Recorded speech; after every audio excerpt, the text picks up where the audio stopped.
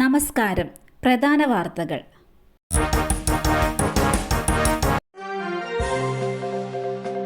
യുവമോർച്ച ഭാരവാഹി പ്രഖ്യാപനം. ബി.ജെ.പിയിൽ പൊട്ടിത്തെറി.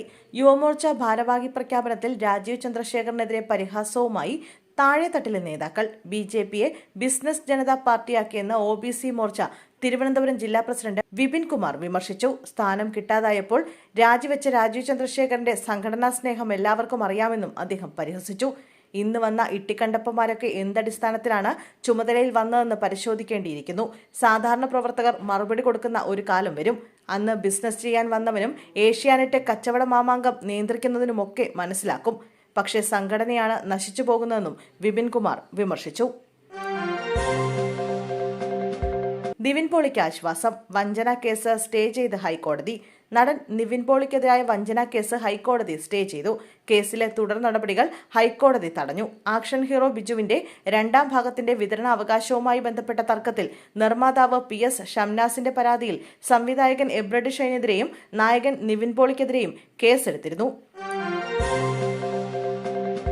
ജി സുധാകരനെതിരായ സൈബർ ആക്രമണം. CPM ലോക്കൽ കമ്മിറ്റി അംഗം അറസ്റ്റിൽ. അമ്പലപ്പുഴ കിഴക്ക് ലോക്കൽ കമ്മിറ്റി അംഗം M മിഥുനെ അമ്പലപ്പുഴ പോലീസാണ് അറസ്റ്റ് ചെയ്തത്. മിഥുനെ സ്റ്റേഷൻ ജാമ്യത്തിൽ വിട്ടയച്ചു. മിഥുന്റെ മൊബൈൽ ഫോൺ പോലീസ് കസ്റ്റഡിയിലെടുത്തു. കോൺഗ്രസ് നേതാവ് രമേശ് ചെന്നിത്തല സംഘടിപ്പിച്ച ലഹരിവിരുദ്ധ ജാഥയെ പിന്തുണച്ച് ഫേസ്ബുക്ക് കുറിപ്പ് പങ്കുവച്ചതിന് പിന്നാലെയാണ് ജി സുധാകരനെതിരായ സൈബർ ആക്രമണം നടന്നത്. EP ജയരാജനെതിരെ P Jayarajan. നടപടി വേണമെന്ന ആവശ്യം.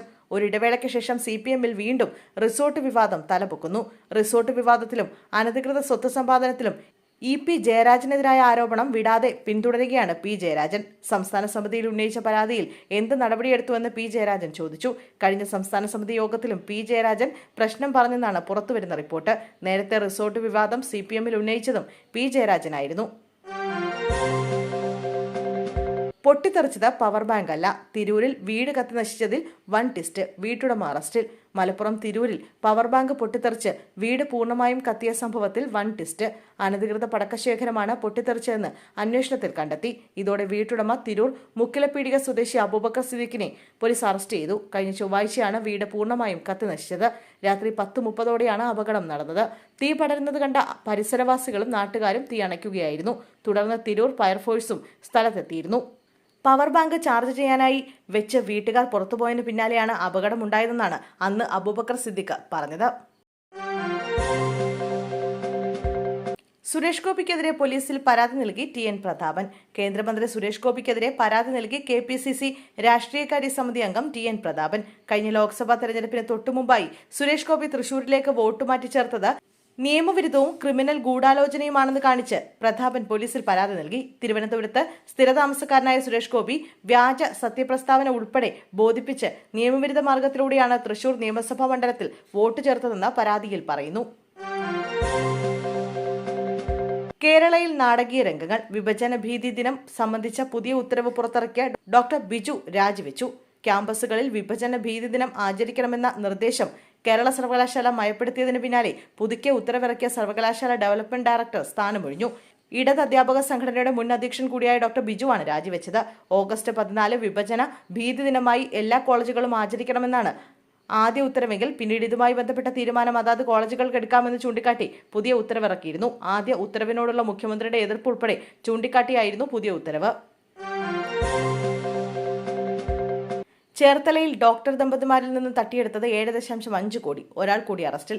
മുഖ്യപ്രതികളിൽ ഒരാളായ ഉത്തരാഖണ്ഡ് സ്വദേശിയാണ് പിടിയിലായത്. ചേർത്തല പോലീസ് സ്റ്റേഷനിലെ ഓൺലൈൻ തട്ടിപ്പ് കേസുമായി ബന്ധപ്പെട്ട് തായ്വാൻ സ്വദേശികൾ പിടിയിലായിരുന്നു. ഇവരുടെ അടുത്ത ഇടപാടുകാരനായ ഉത്തരാഖണ്ഡ് ബാഗേശ്വർ സ്വദേശി വിവേക് സിംഗ് പപ്പോലെയാണ് പിടിയിലായത്. ചൈനീസ് നേപ്പാൾ അതിർത്തി പങ്കിടുന്ന പിത്തോറാഗഡിൽ പ്രതികൂല കാലാവസ്ഥയിലും മണ്ണിടിച്ചിൽ നേരിടുന്ന സ്ഥലത്തു നിന്നാണ് പ്രതിയെ പിടികൂടിയത്. കേസിൽ വിദേശികളടക്കം 13 പേർ നേരത്തെ പിടിയിലായിട്ടുണ്ട്. ഓഹരി വിപണിയിൽ നിന്ന് വൻ ലാഭം വാഗ്ദാനം ചെയ്താണ് കഴിഞ്ഞ ജൂണിൽ വൻ തട്ടിപ്പ് നടന്നത്. ചൈന കേന്ദ്രീകരിച്ച് നടന്ന തട്ടിപ്പിൽ 2 ചൈനീസ് പൗരന്മാരും പ്രതികളാണ്. ആലപ്പുഴ ഭരണിക്കാവ് കട്ടച്ചിറപ്പള്ളിയിൽ ശവസംസ്കാരത്തിനെ ചൊല്ലി തർക്കം. പള്ളിക്ക് മുന്നിൽ മൃതശരീരം വെച്ച് പ്രതിഷേധം. യാക്കോബായ വിഭാഗത്തിൽപ്പെട്ട അമ്മിണി രാജന്റെ സംസ്കാര ചടങ്ങ് ഓർത്തഡോക്സ് വിഭാഗം തടഞ്ഞെന്നാണ് പരാതി. സംസ്കാരം നടത്താൻ അനുവദിക്കാത്തതിനെതിരെ പള്ളിക്ക് മുന്നിൽ യാക്കോബായ വിഭാഗം മൃതദേഹം വെച്ച് പ്രതിഷേധം നടത്തി. പോലീസും റവന്യൂ വകുപ്പും സംസ്കാരം തടഞ്ഞവർക്കൊപ്പം നിൽക്കുകയാണെന്ന് യാക്കോബായ വിഭാഗം ആരോപിക്കുന്നു. ആരോഗ്യമന്ത്രിയും മഞ്ചേരി നഗരസഭാ അധ്യക്ഷനും തമ്മിൽ പൊതുവേദിയിൽ വാക്പോര്. മഞ്ചേരി മെഡിക്കൽ കോളേജിലെ വിവിധ വികസന പദ്ധതികളുടെ ഉദ്ഘാടന ചടങ്ങിനിടെ ആരോഗ്യമന്ത്രി വീണ ജോർജും മഞ്ചേരി നഗരസഭാ അധ്യക്ഷ PM സുബൈദയും തമ്മിൽ രൂക്ഷമായ വാക്പോര്. മഞ്ചേരിയിലെ മുൻ ജനറൽ ആശുപത്രിയെ ചൊല്ലിയായിരുന്നു തർക്കം. ജനറൽ ആശുപത്രിയുമായി ബന്ധപ്പെട്ട് നിലനിൽക്കുന്ന വിവാദങ്ങൾക്ക് അടിസ്ഥാനമില്ലെന്ന് ചടങ്ങിൽ സംസാരിച്ച മന്ത്രി വീണ ജോർജ് വ്യക്തമാക്കി. മുൻ സർക്കാരിന്റെ കാലത്ത് തന്നെ ആശുപത്രി നഗരസഭയ്ക്ക് കൈമാറിയതാണെന്നും അതിനാൽ അതിന്റെ ഉത്തരവാദിത്തം നഗരസഭയ്ക്കാണെന്നും മന്ത്രി പ്രസംഗത്തിനിടെ പറഞ്ഞു. ഈ വാദത്തെ സാധൂകരിക്കാനായി കൈമാറ്റം സംബന്ധിച്ച ഉത്തരവിന്റെ പകർപ്പ് അവർ ഉയർത്തിക്കാട്ടുകയും ചെയ്തു. മന്ത്രിയുടെ പ്രസംഗം കേട്ട നഗരസഭാ അധ്യക്ഷ VM സുബൈദ വേദിയിലെ മൈക്കിലൂടെ മന്ത്രിയുടെ വാദങ്ങൾ തള്ളുകയായിരുന്നു.